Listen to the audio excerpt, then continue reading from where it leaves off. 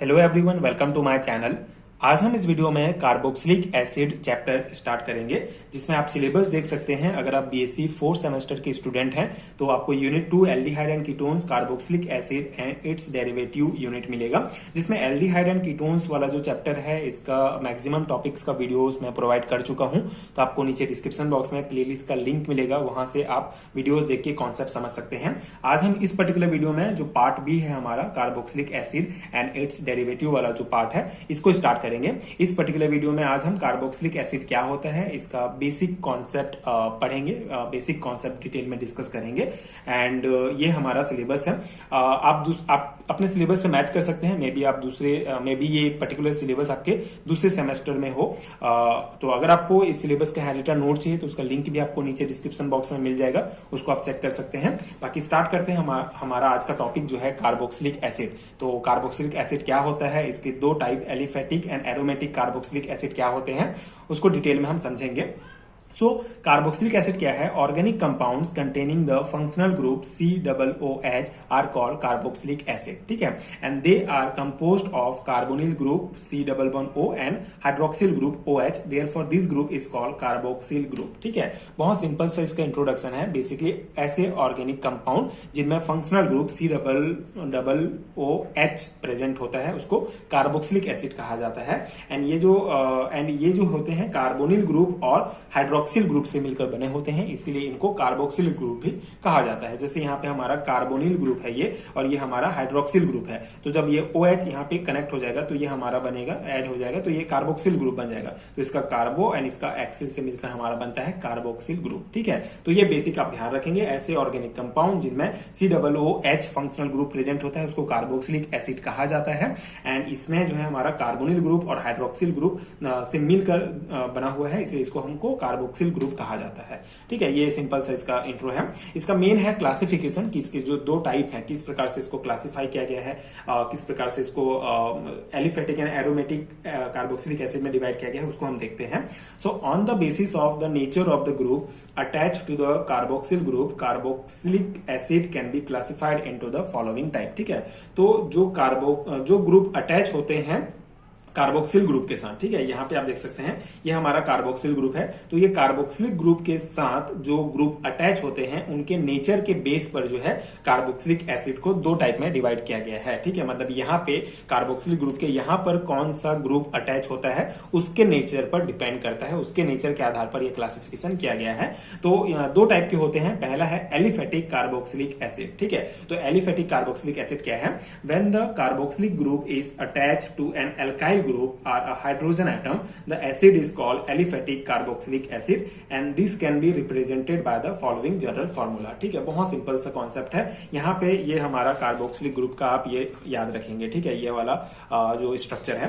तो यहाँ पे जनरल फॉर्मूला क्या है एलिफेटिक कार्बोक्सिलिक एसिड का? यहाँ पे हमारा R जुड़ जाएगा। ठीक है, जब कार्बोक्सिलिक ग्रुप के साथ एल्काइल ग्रुप या फिर इसके जगह जो है हाइड्रोजन भी प्रेजेंट हो सकता है। तो एल्काइल ग्रुप या हाइड्रोजन प्रेजेंट है, कार्बोक्सिलिक ग्रुप के साथ अटैच है, तो इसको कहा जाता है एलिफेटिक कार्बोक्सिलिक एसिड। ठीक है, तो जो एसिड हमको मिलेगा, जो कंपाउंड मिलेगा उसको कहेंगे एलिफेटिक कार्बोक्सिलिक एसिड। ठीक है, सिंपल सा।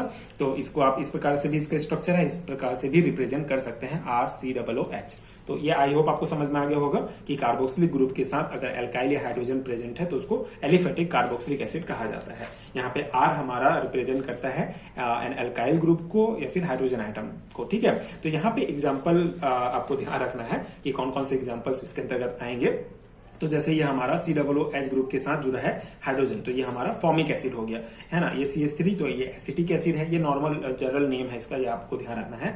ये प्रोपियोनिक एसिड हो गया और ये ब्यूटेरिक एसिड हो गया। तो ये 4-5 एग्जाम्पल आप याद रखेंगे। और अगर आपके एग्जाम में नॉर्मली पूछा जाता है व्हाट इज कार्बोक्सिलिक एसिड, तो आप इसको भी शॉर्ट में लिख सकते हैं कि aliphatic and aromatic carboxylic acid क्या क्या होते हैं। ठीक है, अब यहाँ पे एक इंपॉर्टेंट पॉइंट आपको ध्यान रखना है। The higher member of the aliphatic carboxylic acid family containing 12 to 18 carbon item are called fatty acid. ठीक है, तो यहाँ पे आप देखेंगे कार्बन आइटम की संख्या के आधार पर अगर जो हायर मेंबर होंगे उनको फैटी एसिड्स भी कहा जाता है। ठीक है। तो ये हमारा एलिफेटिक कार्बोक्सिलिक एसिड के एग्जांपल्स हो गए। अब एरोमेटिक कार्बोक्सिलिक एसिड क्या होता है?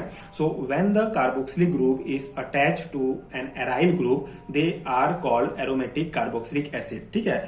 And they can be express in the following general formula. तो ये भी बहुत सिंपल सा कॉन्सेप्ट है। अब यहाँ पे जो एराइल ग्रुप होता है, मतलब एरोमेटिक कार्बोक्सिलिक एसिड क्या होता है जिसमें एराइल ग्रुप अटैच होता है, ठीक है। तो ये बेसिकली ऐसे कंपाउंड होंगे जिसमें COO वो H जो कार्बोक्सिलिक ग्रुप होता है उसके साथ सीधे एरोमेटिक रिंग जैसे कि बेंजीन जुड़ा होता है, ठीक है। तो उनको कहा जाता है एरोमेटिक कार्बोक्सिलिक एसिड। जैसे यहाँ पे आप देख सकते हैं ये इसका जनरल स्ट्रक्चर है, जनरल स्ट्रक्चर आप ध्यान रखेंगे, कार्बोक्सिलिक ग्रुप है और उसके साथ जब एरोमेटिक जो एराइल ग्रुप है ये जुड़ा रहता है डायरेक्टली, ठीक है। कुछ एग्जांपल आप यहाँ पे ध्यान रख सकते हैं। ये हमारा जैसे ये बेंजीन रिंग है, इसके साथ ये कार्बोक्सिलिक ग्रुप है, ठीक है। इसके साथ डायरेक्टली अगर हमारा ये एराइल ग्रुप जुड़ गया है बेंजीन रिंग तो ये हमारा बेंजोइक एसिड हो गया।